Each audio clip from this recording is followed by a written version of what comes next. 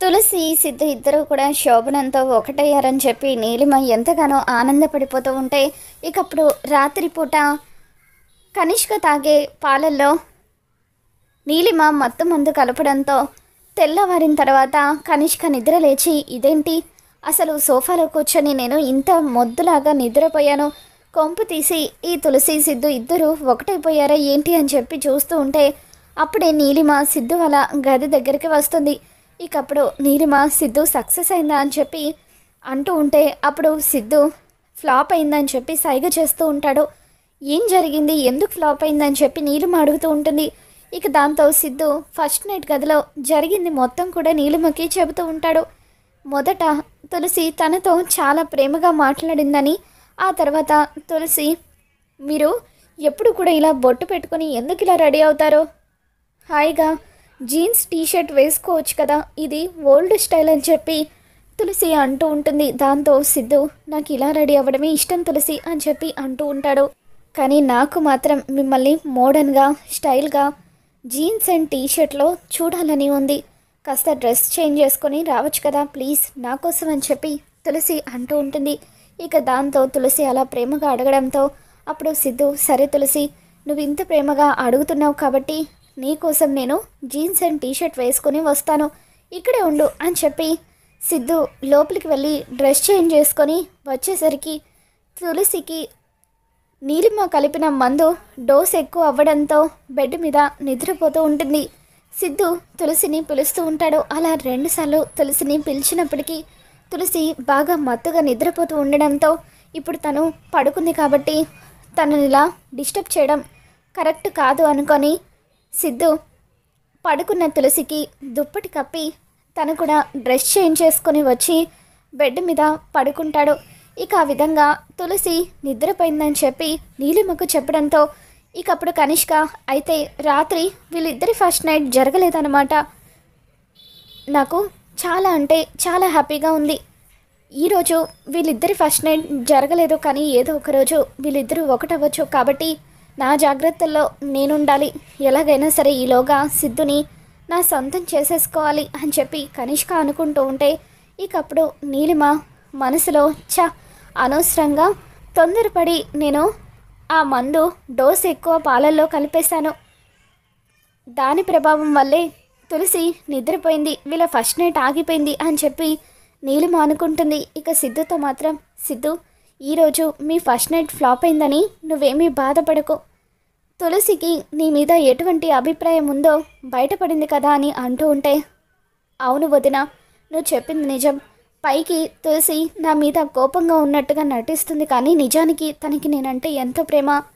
తనకు ఎంత ప్రేమ ఉందో నిన్న తన మాటల్లో బయట పెట్టేసింది, అందుకు నాకు చాలా హ్యాపీగా ఉంది అని చెప్పి సిద్ధు అంటూ ఉంటాడు.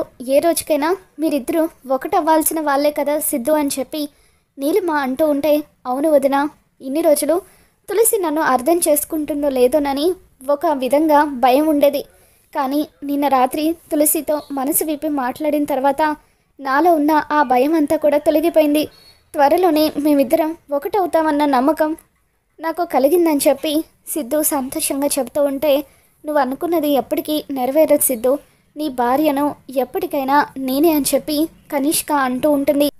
మరోవైపు జై జానుని ఎంతో ప్రేమగా దగ్గరుండి చూసుకుంటూ ఉంటాడు.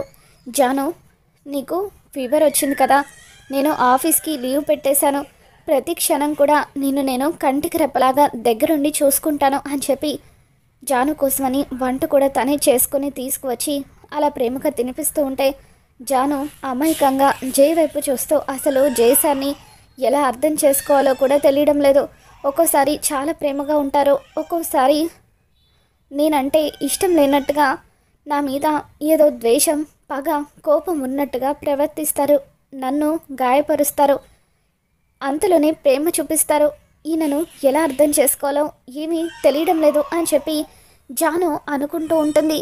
ఇకప్పుడు జై జాను వైపు చూస్తూ, జాను ఇప్పుడు నువ్వు మనసులో నా గురించి ఏ విధంగా ఆలోచిస్తున్నావో నేను అర్థం చేసుకోగలను, వీడు మంచోడా చెడ్డోడా అని ఆలోచిస్తున్నావు కదా, ఖచ్చితంగా మంచోడనైతే కాదు, నీకు నా మీద అనుమానం వచ్చిన ప్రతిసారి కూడా అది కవర్ చేసుకోవడానికి ఇలా నీ మీద రెట్టింపు ప్రేమ చూపిస్తూనే ఉంటాను, నీకు వచ్చిన అనుమానాన్ని తొలగిస్తూనే ఉంటాను అని చెప్పి జై అనుకుంటాడు.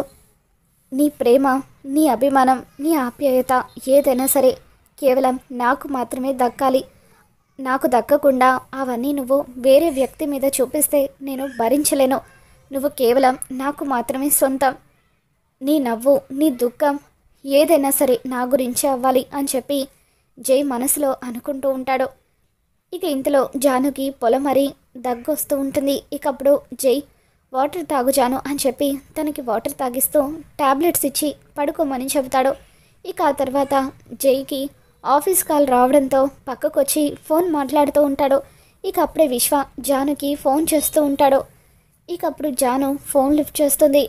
ఏం చేస్తున్నావు జాను అని విశ్వ అడగడంతో అప్పుడు జాను రాత్రి నుండి ఒకటే ఫీవర్ రా అని చెప్పి జాను అంటూ ఉంటుంది. ఇక దాంతో విశ్వ కంగారు పడిపోతూ ఏంటి ఫీవరా, మరి డాక్టర్కి చూపించుకున్నావా, టాబ్లెట్స్ వేసుకున్నావా, ఏమైనా తిన్నావా లేదా అని చెప్పి ఎంతో ప్రేమగా అడుగుతూ ఉంటాడు. ఇక దాంతో జాను తిన్నాను రా, టాబ్లెట్స్ కూడా వేసుకున్నాను, ఇందాకే డాక్టర్ వచ్చి చెక్ చేసి వెళ్ళారు అని చెప్పి అంటూ ఉంటుంది. అయినా ఇంత సడన్గా ఫీవర్ ఎందుకు వచ్చింది, పార్టీలో ఏమైనా అలసిపోయావా అని చెప్పి విశ్వ అడుగుతూ ఉంటాడు. అదేం లేదురా, రాత్రి ఇంటికి వచ్చిన తర్వాత జయ సార్ నన్ను పాట పాడమని చెప్పారు అని అంటూ ఉంటే ఒక పాట పాడమన్నందుకే అంతలా అలసిపోయావా అని విశ్వ అడుగుతాడు. ఇక దాంతో జాను జయ సార్కి నా పాట మళ్ళీ మళ్ళీ వినాలని ఉందేమో, అందుకే రాత్రంతా కూడా నా చేత పాడించుకుంటూనే ఉన్నారు. ముందు బెడ్రూమ్లో పాడమన్నారు, తర్వాత లివింగ్ రూమ్లో, కిచెన్లో, గార్డెన్లో, అలా ప్రతి చోట కూడా పాట పాడమనేసరికి నేను రాత్రంతా కూడా నిద్రపోకుండా మేలుకొని తెల్లవార్లు కూడా పాట పాడుతూనే ఉన్నాను.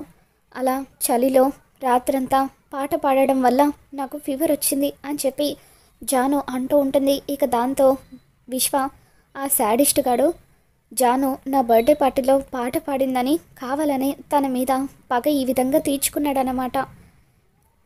జానుకి ఇదంతా చెప్పినా కూడా తను అర్థం చేసుకోదు.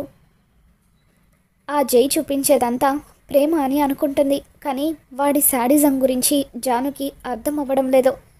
చెప్తాను జానుకి త్వరలోనే ఆ జై శాడిజం గురించి అర్థమయ్యేలాగా చేస్తాను అని చెప్పి విశ్వ అనుకుంటాడు. సరే జాను, నువ్వు రెస్ట్ తీసుకో అని చెప్పి విశ్వ అంటూ ఉంటే సరేరా బాయ్ అని చెప్పి జాను విశ్వతో ఫోన్లో మాట్లాడుతూ తనకి బాయ్ చెప్పి పెట్టేస్తుంది.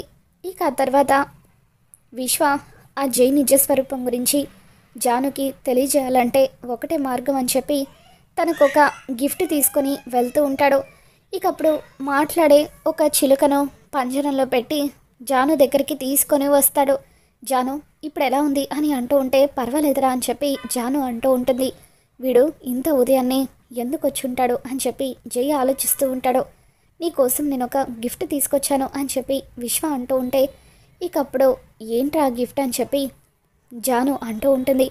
ఇదిగో ఈ చిలుక తీసుకొచ్చాను అంటూ పంజరంలో నుండి చిలుకను బయటకు తీస్తాడు. ఇది ఇలాంటి చిలుక కాదు, మాట్లాడే చిలుక అని చెప్పి విశ్వ అంటూ ఉంటాడు.